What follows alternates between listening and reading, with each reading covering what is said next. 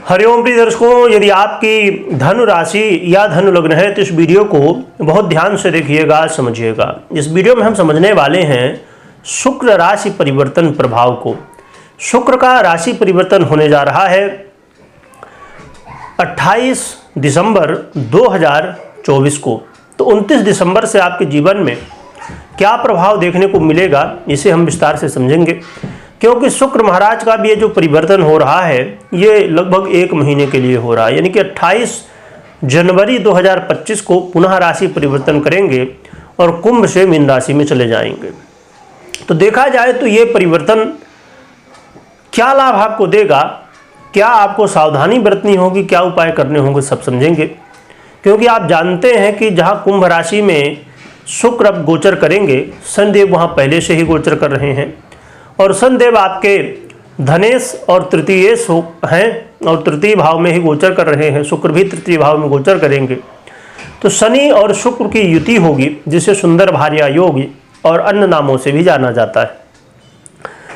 एक बात यह भी समझिएगा कि शुक्र महाराज आपके आयुष भी हैं और साथ में आपके लिए शुक्र महाराज का जो महत्व है और भी इसलिए बढ़ जाता है कि ये आयस तो है ही, षष्ठेश भी हैं, जो कि वैसे आप ज्योतिष की भाषा में देखेंगे तो ये षष्ठम भाव कहीं ना कहीं समस्याएं जो है तो देने वाला या त्रिक भाव है ना, या अच्छा भाव नहीं कहा जाता है। परंतु कुछ स्थितियों में जहाँ शनिदेव का संबंध बन जाए, क्योंकि तृतीय भाव में इस समय शनिदेव गोचर कर रहे हैं जहाँ की बड़ा ही श्रेष्ठ फल देते हैं, और षष्ठम भाव में भी जो है तो शनिदेव कारक तत्व प्राप्त करते हैं, जो कि शुक्र है अधिपति यहाँ पे, परंतु शुक्र और शनि की युति होने वाली है।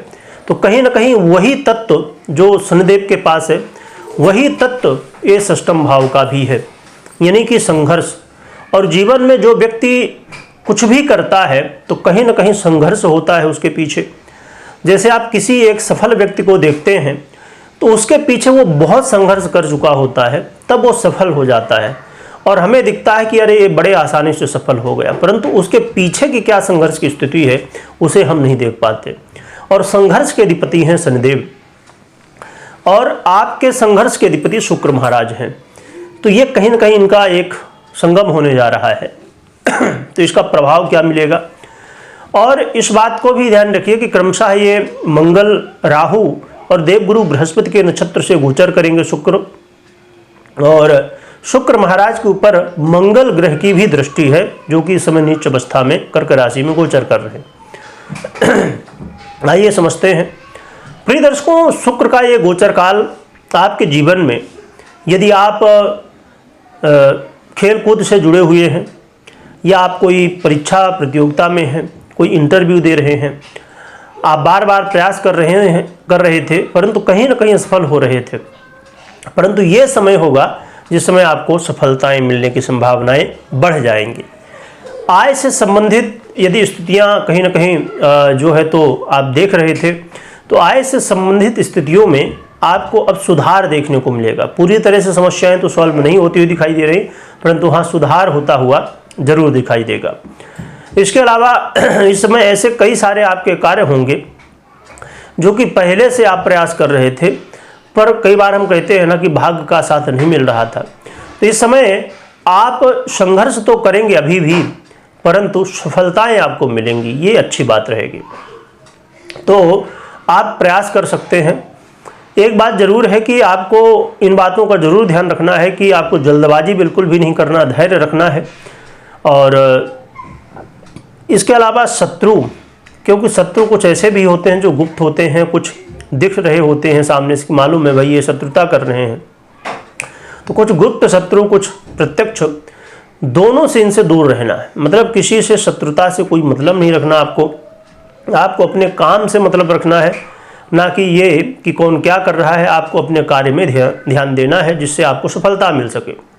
अपने स्वास्थ्य का ध्यान रखिएगा थोड़ा सा, और रोग बाधाओं, रोग से, बीमारियों से जितना हो सके तो बचने का प्रयास करिए। इसके लिए योग प्राणायाम करते रहिए, खान पान का संयम बरतिए, तो ये आपके लिए ठीक रहेगा।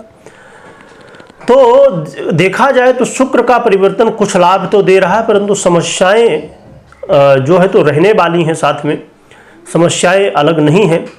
और एक बात ये भी ध्यान में रखिए कि जो लोग सोशल मीडिया से जुड़े हैं उन्हें भी लाभ मिलने की संभावनाएं बढ़ जाएंगी। और सोशल मीडिया में खासकर यदि ब्यूटी इंडस्ट्री या शुक्र से संबंधित अन्य क्षेत्र से संबंधित आपका कंटेंट रहता है तो विशेष रूप से संभावनाएं बढ़ेंगी कि आपको लाभ मिल सके। एक बात ध्यान में रखिएगा जरूर कि मेहनत आपको इस समय बिल्कुल खूब करनी है, क्योंकि ये बहुत बड़ा मौका है। मैंने कहा कि संघर्ष तो है परंतु सफलता भी है। तो बहुत बढ़िया है, सोशल मीडिया से जुड़े हुए लोगों को शुक्र से संबंधित जितने भी कंटेंट है उनमें सभी में आपको लाभ मिलेगा।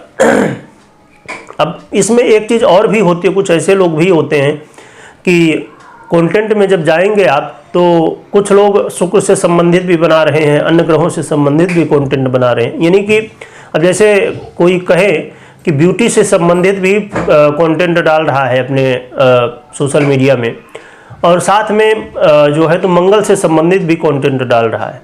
तो मंगल से संबंधित कंटेंट है और वो भी है, तो इसमें स्थितियां फिर क्या होंगी कि उतार चढ़ाव होगा, यानी दोनों का प्रभाव देखने को मिलेगा। तो बहुत सारी चीज़ें होती इसमें। तो अब रही बात कि उपाय क्या करना चाहिए जिससे और भी अच्छे परिणाम मिल सके। तो यहाँ पर आप एक चीज़ जरूर ध्यान में रखिए कि उपाय तो बहुत ज़रूरी ही है, परंतु उससे ज़रूरी है कर्म।